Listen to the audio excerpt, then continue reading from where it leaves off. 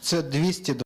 Today is day 226th of the full-scale Russia-Ukraine war. My name is Vasil Samokhvala. We are beginning our next press opportunity, hosted by Kateryna Chuieva, the Deputy Minister for Culture and Information Policy of Ukraine. Welcome, ma'am.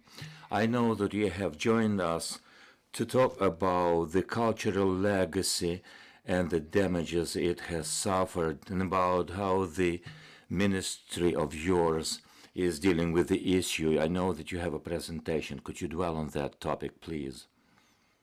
Welcome, colleagues.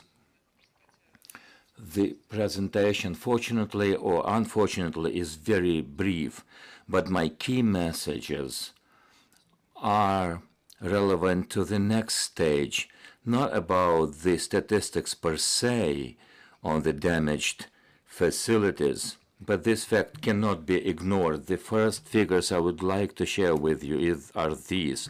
As of October the 5th, the ministry has identified and verified the state of damage of 161 facilities of cultural meanings, including 23 nationally meaningful objects and 143 of valuable developments. They are not on the official list, but they are a contribution to the Ukrainian cultural life of our cities and villages. The number of the verified episodes today are at the level of 540 objects and facilities, including religious buildings. We are currently beginning a process of synchronizing our work with the two major registers that have fortunately been up and running. One of those registries is the register of the damages, and this has been pioneered by the Office of the President, detailing all the cultural facilities, including the dwelling houses and all the necessary information to be filled in by the regional administrations. At the end of the day, we will be able to synchronize all the information from all the regions of Ukraine that we are gathering from the open sources and in view of the information we have otherwise. It's not about gathering the data that we receive from the localities. As of now, we have 971 facilities of cultural valuable nature that have been damaged.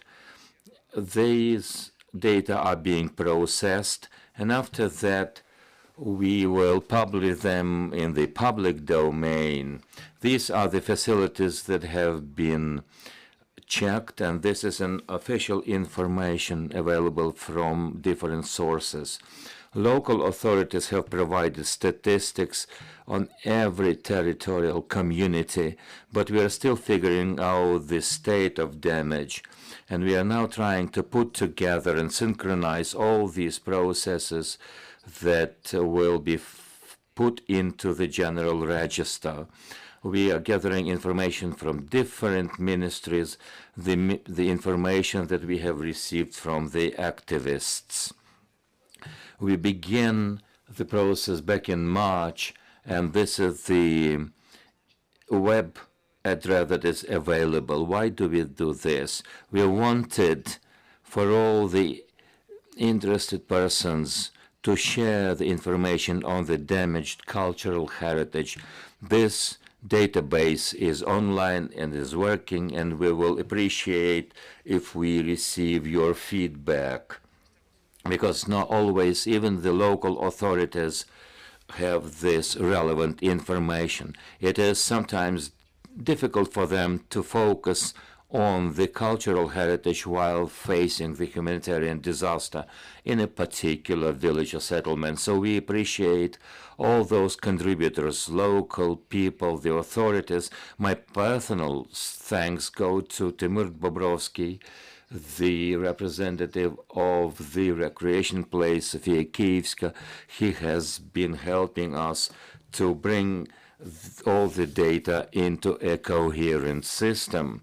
This work is likely to be going on. The information that we have gathered in our database in this single and unified register of the damaged cultural facilities. Of course, people are referencing our ministry, which is good. We have provided most reliable and substantiated list, and later we will come up with the register of the immovable objects that have been damaged in the course of war. Our ultimate goal is to come up with what I will call the dossier of the damages, all the information, prehistory, historical data, and information on the damages will be added to every single dossier on every particular cultural facility. Let me remind you that archaeological sites, monumental sites in Ukraine, we have about 1,600 of those all over Ukraine. And we should also be mindful of the fact that we will be excluding from that register the objects that are falling under the law on decommunization, and the settlements that want to have their territory decolonized and get rid of the colonial heritage are welcome. The Council on the register of these facilities and objects will divulge the information that will be available later on. A few words on the key directions of our work. The situation forced us to do this starting 24th of February. We have been working on registering and getting notice on the objects that have been damaged, including cultural institutions, religious sites, the establishments of education, and of course this is a broad-ranging register apart from the cultural heritage. We have also been active in preserving the museum collections. Of course, I cannot divulge all the information, but we are working on those projects. Unfortunately, the war is still raging on, and a lot of Ukrainian cultural sites are sometimes difficult to track down, and sometimes the decisions are difficult in all terms possible, because they are being bombed or there are hostilities taking place, but we still have to work. Next point is coordination and cooperation of our work with the international bodies, including UNESCO, and also the non-governmental organization, International Council on the Cultural Heritage and the International Council on Preservation of Cultural Sites, and others, including the D Foundation and other endowments. They are cooperating with the Ukrainian actors in this realm, including the headquarters of Salvaging Ukrainian Cultural Heritage. Organizations are providing humanitarian aid, including the museums, the reserves. We are trying to find the resources to provide protection for these culturally important sites, and also in terms of documenting the crime war relevant to the cultural heritage. Of course, we are working on the development of the legislation and safety protocols to reflect the current situation of the martial law. We had to review the legislation in terms of the martial law. We know It must be improved. It's not perfect due to the challenges that Ukraine is facing now. The security protocols will have to be reviewed. They're obsolete, and cooperation between different government bodies to ensure the security of the cultural heritage and valuable objects must be worked on. These protocols were not developed before, and our task today is to review these security protocols and to provide a new legislation at the level of government and local authorities. This is a difficult situation because we have to redistribute the resources between the humanitarian aid and helping specific people, where you would think that the cultural heritage is not on the top of the agenda. But having said that, the cultural heritage is the cornerstone of the national security. Given that our ministry is doing everything it takes to keep the ball rolling and to keep this matter at the center of our attention amidst all the humanitarian challenges. Sooner or later, the issue of renovation will come up, and those who have been incriminated in the war crimes will have to be brought to the justice. Let us remember that the most important cultural heritage are specific people, the carriers of our culture, specific people who are working with or working on creation of the Ukrainian contemporary culture, including artists and writers and actors. So we are taking advantage of all the possibilities available to our ministry in terms of coordinating the work on the international arena to improve the work of the public sector. The ministry is doing everything we can in terms of what we can do. The latest news, perhaps you are aware of the fact that Ukraine has prepared a nomination of the historical downtown of Odessa to be included into the list of the UNESCO cultural heritage. We did our best in the situation that we are now in. We got all the papers ready in 3 months' time, and it was a challenge. The local people in Odessa did a beautiful work, including the city council, not without international help. Our Italian partners, our partners from Greece, have been helping us in creating this dossier, processing it, and they helped us to reflect and live up to the up-to-date demands. One thing or the other, it's a very important step for Ukraine. We will be thinking about new dossiers on other sites in Ukraine, and when the time is ripe, I will share that information with you. The UNESCO cultural site list, including the Kamena Mahila site, the work on this particular nomination has ceased. Unfortunately, the place has been occupied by the Russian occupiers, but we'll be working on the list of the cultural heritage of Ukraine. We are communicating with the local authorities in Kharkiv, with our international partners. Hopefully, the results will be positive.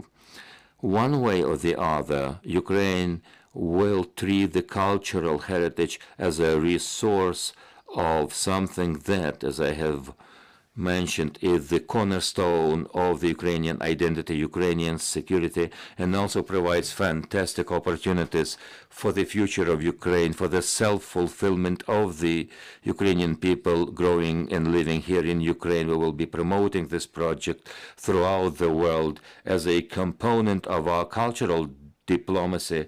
The Ministry of Culture is very happy when our cultural heritage is presented to the broad spectrum all around the world in different countries, allowing us to make sure that Ukraine is on the map of the cultural world.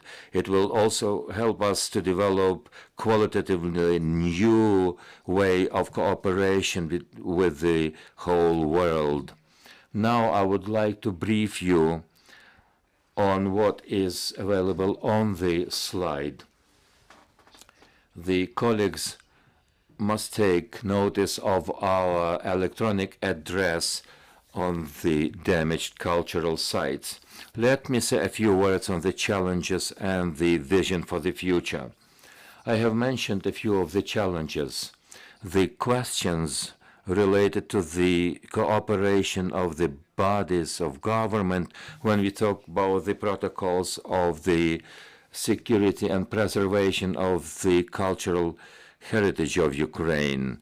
Ukraine has been very active on the international stage, investing time and effort into the future efforts. This helps to develop our dialogue with international friends and partners. Not only are we asking for help, we also suggest new forms of cooperation after the war. This also provides a possibility for Ukraine to grow culturally and to open new doors, not only for our country, but new opportunities for our friends and countries. We have confronted a situation where the management of the cultural heritage must be started anew. The renovation of our team. You might know that we have seen new personnel. There will be a new person appointed for the position of the head of the cultural department. Natalia Wojciechuk is a colleague who headed the work of the reserve elsewhere. She is now working on the logistics and legislation. She will be working on the routine procedures that sometimes are not on our radars, but they are very important in our workings. We are talking about different permissions, permits for archaeological work, restoration activities. Hopefully, very soon we will see a new quality of this kind of work without the delays that we have experienced so far. We will be working in a fast-track format with the new people on our team. In general, the strategy and the new basis of the government policy and state policy in the cultural sphere will be shared with the public. We are working on this. It has to do with the legislation and the strategy of the development per se. The process is not that simple. The Ministry of Culture, until recently, has had quite a limited resources, including personnel, to resolve such strategic issues. Although the ministry has been called to form and shape such policies, but our workload has been immense, and as far as the permits and legislation work has been slow, because this policy shaping functions has not been manned enough. We are working in this to reload this kind of work. The war has meant that there must be some adjustments, but the functions are still there in the realm of our ministry. We have decided not to divulge these functions. In fact, what we are doing here is to set up a new body as the central government body. Let me conclude with a couple of words on the continuation of our work with the international partners. One of the international projects that will be implemented very soon is the shared project with our Polish colleagues, with the Ministry of Culture of Poland and the Polish National Institute of Heritage. It has to do with the monitoring of these cultural sites damaged in the Kyiv and Chernihiv regions, taking on board the help of the experts, including experts on archaeology. Polish colleagues have had their experience in working in hotspots around the world. They know how to employ the methodology of monitoring. Ukraine has been doing it alone, but we have been sharing the expertise with our Polish friends and international colleagues. This is all I have to share with you, and I'm happy to answer the questions from the floor. As for the number of the facilities, it's clear geographically which parts of Ukraine have suffered most.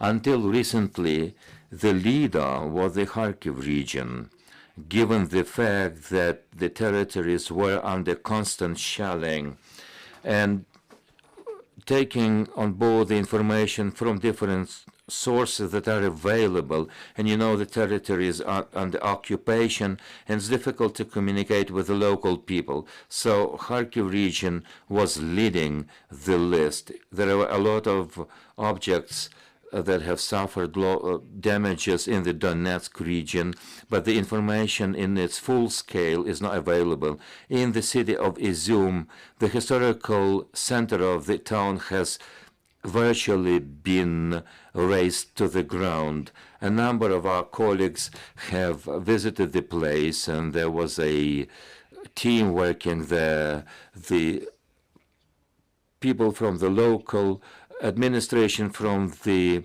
historical museum, have identified a number of tracks to be worked on, including the local historical sites and the libraries.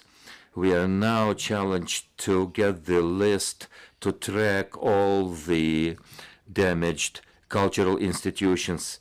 I'm afraid that the Kharkiv region will lead the list here.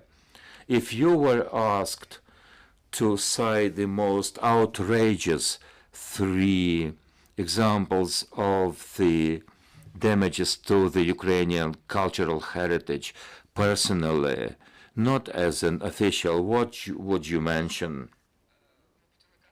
I'm trying to avoid such a distribution and separation between a bureaucrat and a human being. A lot of people working in the cultural sphere, of course, they are public servants, and this is not the main feature of them as a human being. I would talk about such sites as the regional children's library in Chernihiv in the street of Shevchenko 62, and this is a great building.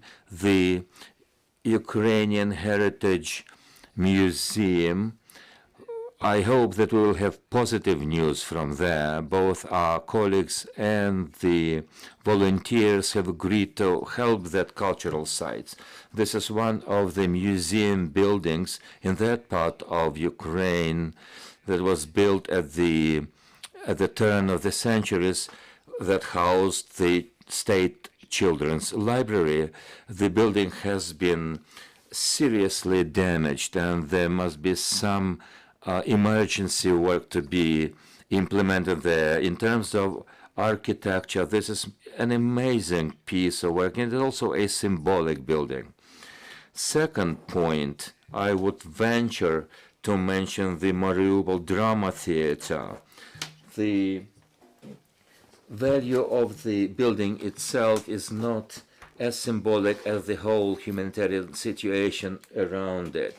And a third point, I'm honest with you, I find it difficult to cite a specific outrageous instance. All these buildings have been targeted at the Grigory Skovoroda Museum with the so-called Polovetska Baba monuments. They were sitting there in the open air. They must be protected. They were damaged the collateral damage. Of course, I find it difficult to cite a specific venue.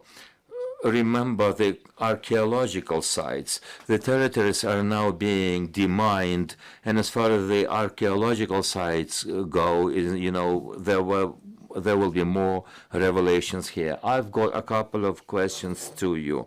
Do you have any information on the heritage that has been damaged in the temporarily occupied territories? Could you cite a couple of examples? Secondly, do you know how many personnel working in museums and libraries have died, and the intensity of shelling of the cultural sites as compared to the beginning of the war? And lastly, what will the future look like for these sites? The first question on the temporarily occupied territories. The situation, as you will understand, is very difficult and very different in different regions of Ukraine.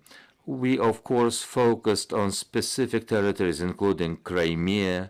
The examples are well known of UNESCO cultural list. Of course, these objects have not entered yet the endangered sites, but we are working on that.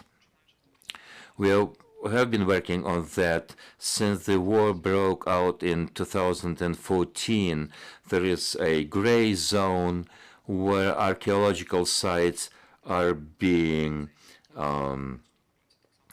damaged, and there were shellings of, for example, Donetsk Regional Local Culture Museum. So the situation was very bad until even before 2022. Now all these damages have been available online now, including the Mariupol Drama Theater. But a detailed picture on Mariupol itself or damaged sites in the places where hostilities are still going on, it's very difficult. All these cities, small villages, belong to particular historical areas, and the ruins there are innumerable. There are legions of them. Only after the war has ended will we be able to keep track of everything. So it's difficult for me to suggest any particular figure on the damaged property, but I know that there were places like Izum where the shelling was intense. You can imagine that if the 80% of the city has been razed to the ground, there is no hope for cultural sites. In Svetogirsk, for example, we know the damages, which leads me into the second point of yours. As for the casualties, we know 2 of our people that have died. The director, and it was published, the director of the Svetogirsk facility. And recently we have learned about the date of the other place, both the natural reserve. We know that the museum personnel and people working for the cultural sector are still in the Ukrainian military or have joined the military as volunteers. The only thing we have is to hope for them to come home alive and well. They are heroes of Ukrainian people. What was your third question? The intensity of shelling and hitting the cultural facilities. You see, what we can talk about is the targeted shelling.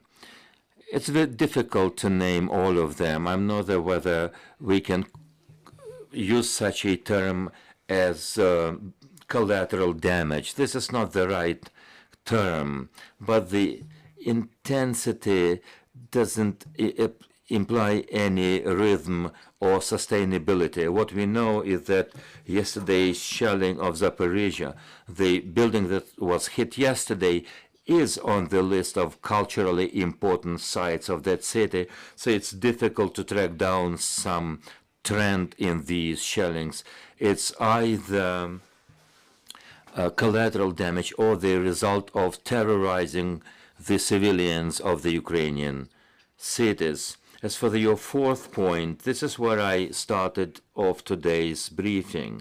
Ukraine will promote the Ukrainian heritage to be put on the world's map.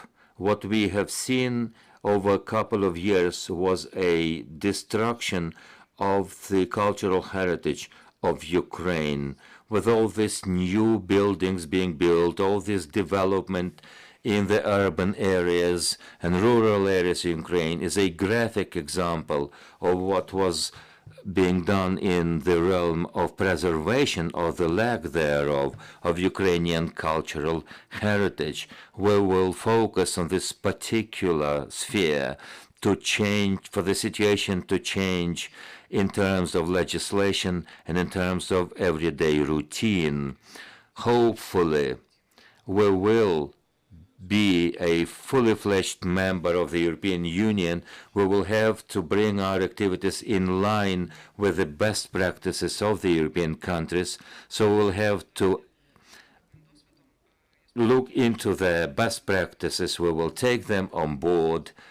And of course, this will be our priorities as a government body, and will be a priority, hopefully, for the local authorities as well as for the public sector and NGOs, where the words, the cultural heritage of Ukraine will be taken seriously as a cornerstone of the Ukrainian security. You mentioned the 9 newly found sites that have been damaged. You also mentioned the demining activities. This is where we see that even there at the front line, soldiers are becoming archaeologists. What is being done with those newly found objects?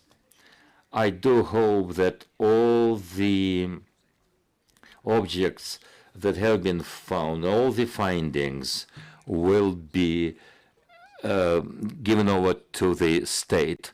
You see, our soldiers communicating with us, we communicate with them. We also share information with their command to make sure that these findings are not damaged, or if they are, it's done in a minimal possible way.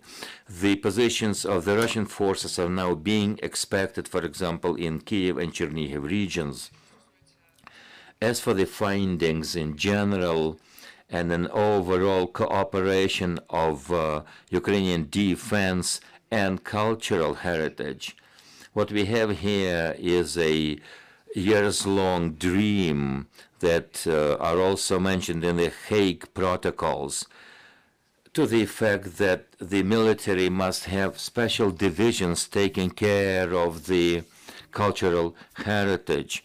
It was the practice in the Second World War, in Britain, in France, in the United States. They have such an expertise.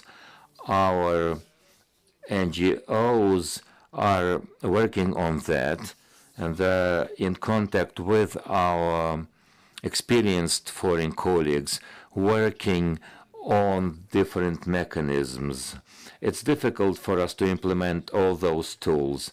The resources available to us are not that rich, but even under these circumstances, we will be communicating with the Ministry of Defense to find the ways to protect the Ukrainian cultural heritage, to live up to the international conventions. We've been talking to Kateryna Chuieva, the Deputy Minister for Culture and Information of Policy. We have been talking about the legacy of war and the defense thereof. We will continue our work next week. Stay tuned.